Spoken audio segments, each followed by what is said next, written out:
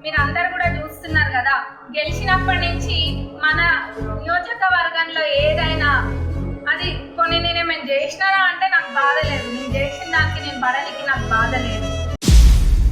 కానీ ప్రతి దానికి తీసుకొచ్చి ఎమ్మెల్యే గారే చేస్తుండ్రు అన్న మాట బాధగా అనిపిస్తుంది.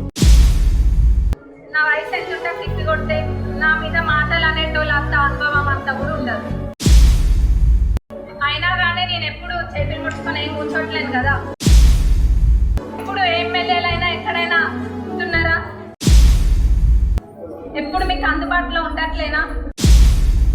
ఎప్పుడు నేనైనా మా అత్తమైనా ఒకలం ఉంటే ఒకలం కాకుండా ఇద్దరం ఎప్పుడు కూడా అందరికి అందుబాటులో ఉంటున్నాం. అయినా కానీ ఇట్లా ప్రతి దానికి దోషించడము, ప్రతి దానికి తప్పులు తీయడము, లేనిపోని మాటలన్నీ కూడా కల్పిస్తున్నారు. అది మీ ఇంట్లో అట్లయితే మీకు బాధ అనిపించదా?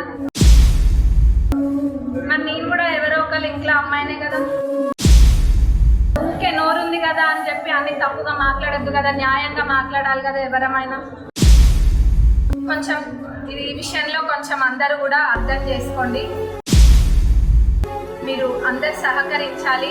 అందరు సహకరియట్లేరని కాదు, సహకరిస్తుండ్రు, కానీ ఇట్లాంటి కొన్ని ఇబ్బందికరంగా ఉంది, కొంచెం మంచిగా అనిపించట్లేదు. కాబట్టి అందరూ కూడా అర్థం చేసుకోవాలని కోరుకుంటున్నాను.